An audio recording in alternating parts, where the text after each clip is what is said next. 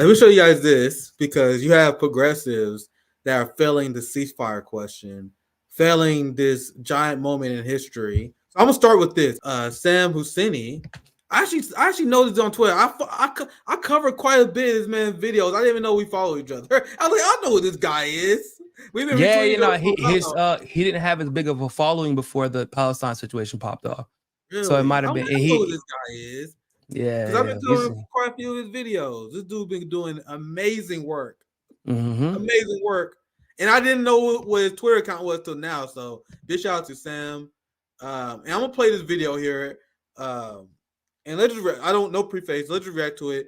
I can't believe they let him back in the State Department. Honestly, I'm genuinely surprised that he got. Me too. Like because they kicked him out. Dude, whenever I see him or Max Blumenthal or all these people at these places, I'm like, dude, how the hell they let these people in, bro? I mean, we know how Max got in. The man's last name is Blumenthal. We know how he got in, but like, we know what that is. Like, ain't gonna go labor that point. But for Sam to get back in after being removed, because for just calling him out, like I don't know how he's doing it, but I'm thankful that he keeps getting to get back in there.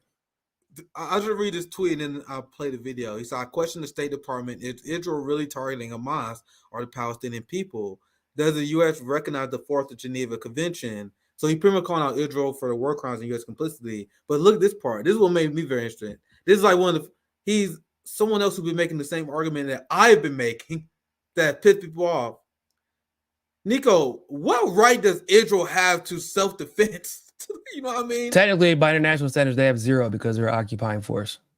So bro, I've been saying that people like these people have been freaking out at me saying that. I'm like, bro, I'm not even a fucking lawyer, bro. They're just the most well-established, well-funded occupying force in history, but they're still an occupying force. That they can't expand Israel. They can only have settlements. I mean, what the fuck? Like, what else do you need to hear? They literally can't even call that land theirs. They're just settling on land that isn't theirs because they can't call it theirs because they're an occupying force. Yep. Well, so they have to expand settlements instead of expanding their nation. But if they actually say they're expanding the nation, then they're like, it's a bridge too far to say that, basically. Well said. Let's dive into the clip. First off, there was breaking news about a Red Cross truck being hit. Apparently by Israel. Do you have knowledge? I don't get notifications of that stuff when I'm up here, Sam, but I'm happy to check. Several hours ago. I don't have. You're giving a. What the fuck are you taking questions for then? Yeah, and Niko, I see what you're saying here, and he did this multiple times. So Sam Husseini keeps grilling them. We said, well, what your assessment? You keep saying Israel haven't committed war crimes. Well, Israel just bombed the hospital. They just bombed the refugee camp. So can you guys make an assessment on whether we're like, well, we can't say anything. I don't know anything, but I don't know anything. I don't know. You guys really believe they not seeing shit and assessing shit? This is a common answer by this guy. This guy, I've seen this guy multiple times now. He's constantly being grilled by Sam and these journalists. So let's continue to go. You accept Israel's premise that it is actually targeting Hamas and not the civilian population of the Palestinians in spite of all of this evidence? We do. We accept the premise that Israel is undertaking a military operation to degrade Hamas, to target Hamas, and to do everything it can to hold Hamas accountable for its terrorist attacks on the Israeli people on October 7th. Oh, is that why Israel's bombing West Gaza? Is that why Israel's bombing West Gaza over the last couple of days? Like in terrorizing, not West Gaza, excuse me, the West Bank for the last couple of days? Is because they're after Hamas, which isn't in the West Bank? Like, I don't understand how people are even pretending anymore that this is about Hamas. I don't believe it was ever about Hamas. Exactly. I just don't believe it anymore. I would say like, oh, it was about Hamas and they want to ethnically cleanse. But now I don't believe it really ever had to do with Hamas. I feel like Hamas was just the excuse that they needed at the time. Exactly. And they went from not knowing where Hamas was to knowing every single hospital and school tunnel system that they operate from. Bruh. Oh yeah, we know we got this very specific commander at this hospital. At this refugee camp. That's why we bombed it. Like, hold up. So it was a refugee camp, okay, and you knew he was there, but only after the backlash came. Because I remember seeing the interview where the spokesperson for IDF was like, we don't know. We can't tell you what tunnels were bombed. We can't tell you who was killed. We don't really know who was there. He just talked about everything they don't know. And then when they saw the backlash from that shit, they were like, oh, we actually got the top Hamas commander who planned October 7th. It's like, oh, what a fucking coincidence. That's just like, no, bro, you didn't know. You already got caught. It is what it is. But now they all of a sudden they have all the intel. And if that was the case in that particular situation with the refugee camp, I want to say it was Janine, right? Yeah. Was it Janine's? Yeah. If you had all that information, y'all have the U.S. Special Forces helping y'all. Y'all have your own special forces. You have your own military. If you cared about minimizing casualties and you are that much more advanced militarily than Hamas is, and it was just a refugee camp on top of that, and you have the intel, why didn't you just do a special operation and go get that leader? So, yeah, absolutely. And I made this point multiple times. I want you guys to understand. If the claims made by Western military propaganda were true, they will show you. If Assad gassed his own people, they will show you the gas people. They did not. Yep. So the U.S. is known for that. Like if they can add any type of validity to their claim, they'll show you over and over and over again. Yeah, it'll be constant propaganda. You know what I mean? It'll be constant in front of your face. So the reason why I say that, if Hamas have tunnel systems under hospitals and schools like they claim they do you guys think that wouldn't be on the front page of New York Post every damn day, screenshots and pictures of this said system? How many times have Israel bombed hospitals and no footage and then no evidence of quote unquote Hamas systems existing? And they claim they got dead bodies. They claim that they got certain commanders and like, okay, how do you know? Oh, because we have the Hamas radio chatter. Hold on. So you do or you don't have intel? We're confused. So once again, if y'all do have the intel, how did y'all not know October 7th was going to happen? How did y'all not know? So y'all all of a sudden have access to Hamas radio chatter to confirm but you didn't before? Come on, bro. Oh, man. Come on, bro. I ain't the smartest goddamn guy in the world, dog, but come on. Come on. They make it too easy. I'll let it continue here. We almost done. This guy gets exposed. This is amazing work by Sam Husseini. Amazing stuff here. On October 7th. The reports are of over 10,000 civilians and over 4,000 children. Sam, how many Hamas dead have they got? Sam, I'm not disputing that there has been an immense impact on civilians over the course of this operation, that there has been an immense number of civilian casualties over the course of this operation. We have been very direct with. Maybe I'm nitpicking here, but doesn't the term casualty imply accident? You know what I mean? Am I wrong? Casualty, Niko? Accident. To some degree, casualty implies accident. I mean, but that's probably his point, right? Is that like Israel literally said they're targeting civilians. They literally said that all Palestinians are complicit with multiple people. Exactly. So at what point does it not random Israelis? Not random Israelis saying that, bro. Like leadership, brass, uniforms. Am I being too nitpicky on words now? But isn't that point it's not like a casualty anymore, and it's like literally targets? Like it's not. Yeah. Because casualty implies it's like an accident. No, because they'll say casualty of war to describe sometimes of like the troops that die. They'll say they're casualties of war, but either way, like I would make the opposite argument. Like saying that they're casualties is implying that the civilians are part of the military. Yeah, you get what I'm saying? Like they're actively participating in this military operation with Hamas, like the 3,000 Palestinian kids that are dead, that they are somehow involved in the fight. That's what I would take it as. That is like a deliberate, because I say if you just said victims, then I would be like, okay, that's implying that they're like, there's nobody who's responsible or culpable for the shit. But with a casualty specifically, you're implying that people that are fighting are being killed on both sides, but that's not the case. Well, there are people being killed both sides, but there's one group that is all soldiers occupying a territory and bombarding a territory that is almost exclusively civilians. And I know people are like, "What? That's crazy. That's not exclusive." No, almost exclusively means there are 2.5 Palestinians there. How many of those people do you think are actually Hamas? They ain't that many. Yeah, few hundred, maybe a couple thousand out of 2.5 million. Come on, bro. Yeah, that's Like, well said. But the overall point from the State Department goon is that Israel is not trying to kill them. We know that's bullshit. Like they stated that, but anyway, I'll let Sam take it from here because Sam gonna dismantle they this. stated with over our and over Israeli again. partners about the fact that there is an imperative to target Hamas terrorists and not civilians. And we will continue to raise that. And we have made so very clearly that we believe that there are additional steps that can be taken to minimize the impact on civilians. But your question was, do I take issue with their stated intent of targeting and undertaking Hamas? I do not. No. I wasn't asking that at all. I was saying, do you accept at face value, in spite of all of the evidence? We have no reason to not accept that Israel is undertaking an operation with a stated intent of targeting Hamas and degrading Hamas. I know that's their stated intent. I'm just saying that the evidence of hospital after hospital and school after school undermines that, wouldn't you say?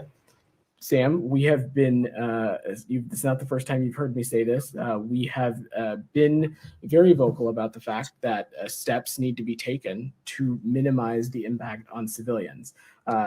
This man's not answering the question at all. Oh my God. This man literally recycling the same script. Bruh. Like, just answer the question. Do you accept it? Yes or no? Like, the us in the beginning of every answer, you guys notice he does his stalling. When he's stalling, he's picking what script to read.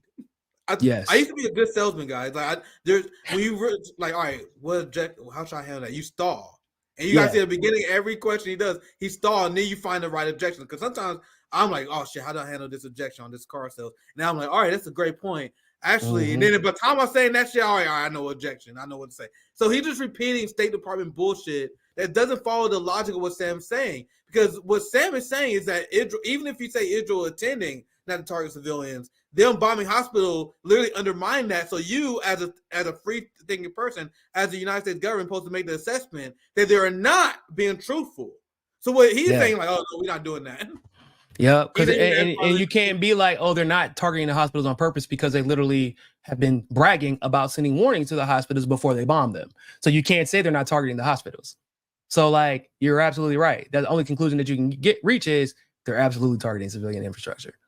Yep. I'll just play a little bit more of this, and then we almost done. I'm going to end it on the hotspot video that you released not too long ago. We're going to cover the story about the Apache helicopter. It's not going to be a long segment. We just ended on that one. I want to make sure I cover that while you're here. That's probably our last segment of the day. But let's finish this video, not too much longer, this video, and then we can move on. Seeing impact on civilians over the course of this operation.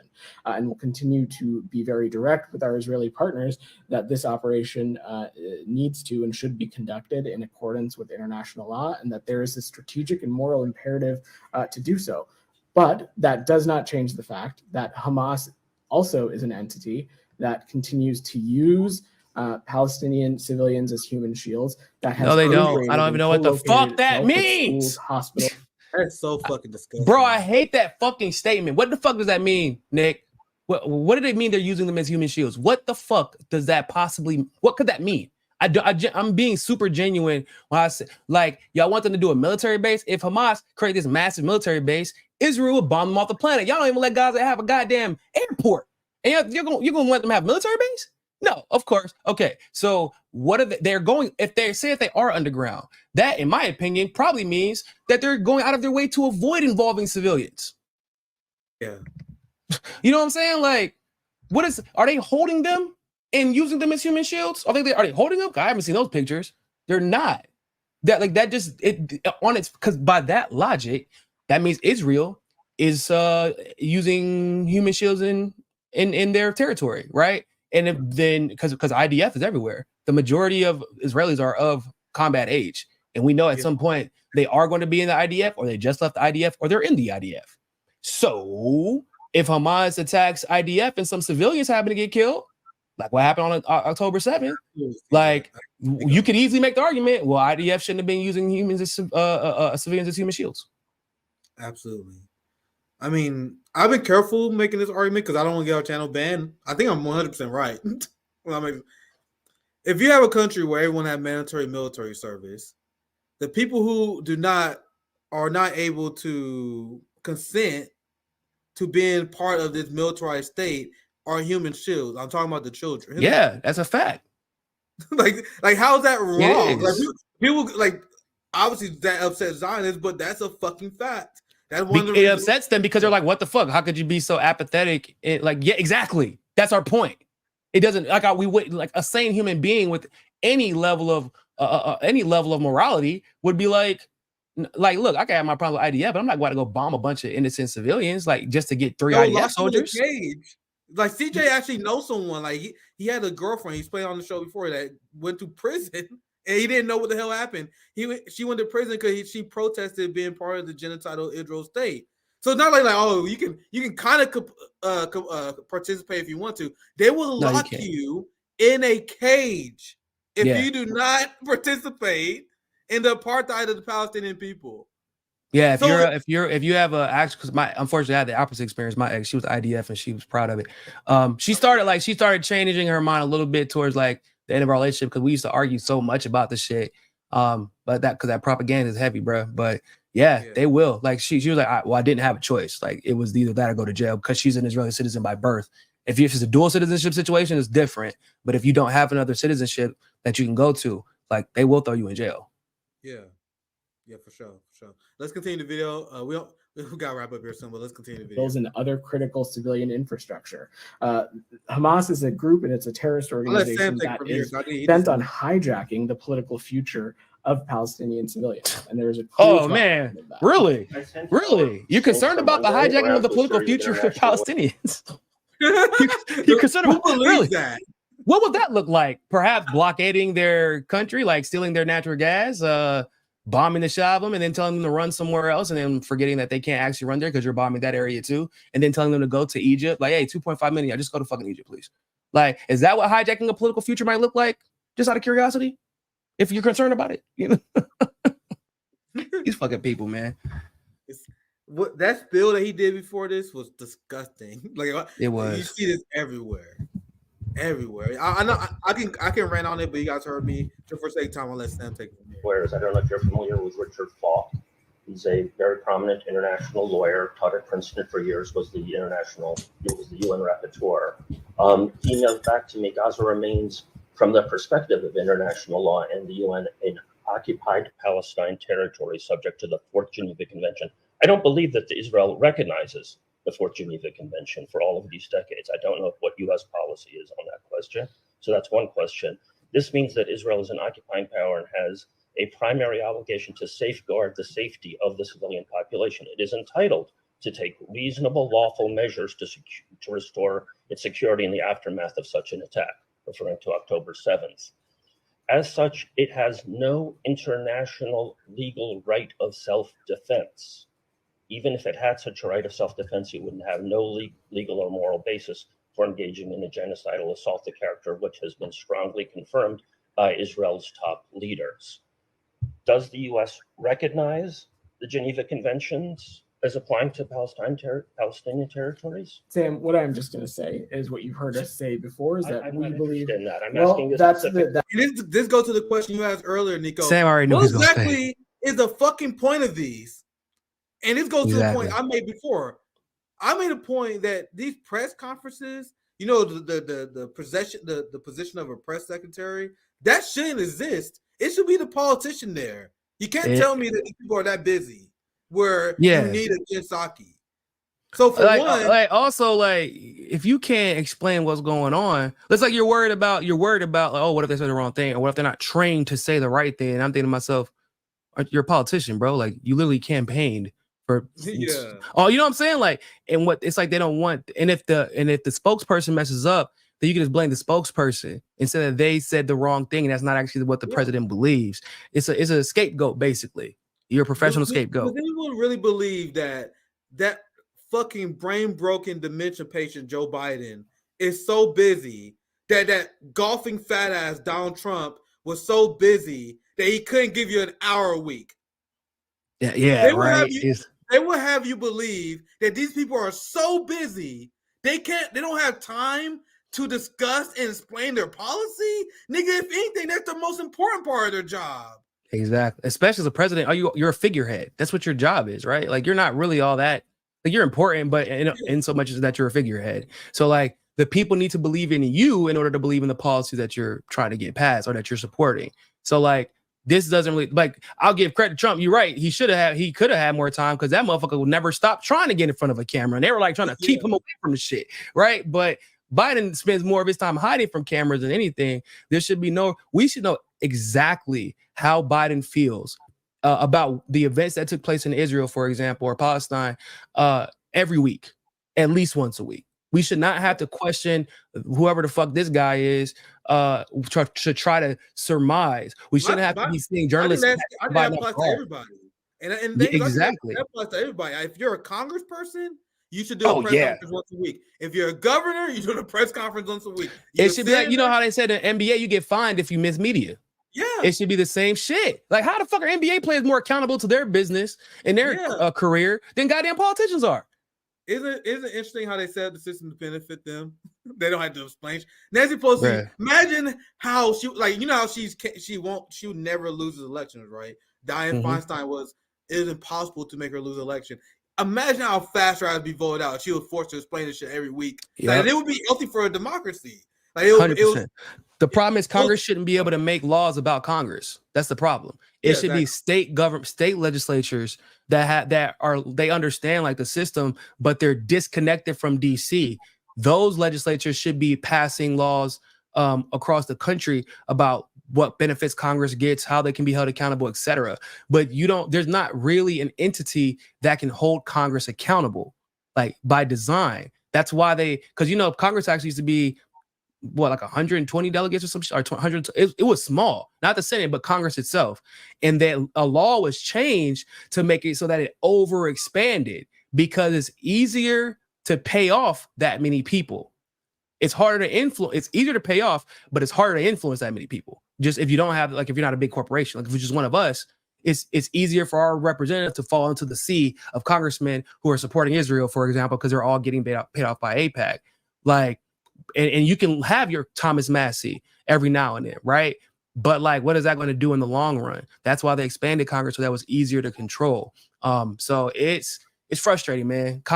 We need to figure out a way to hold these motherfuckers accountable because this shit is getting out of hand, dog. It's getting out of hand. I'll let it finish here. Sam, what I'm just going to say is what you've heard us say before is that we believe That's the answer that I have for you, which is that we believe. It doesn't even answer the question. We can end it there because that's the point.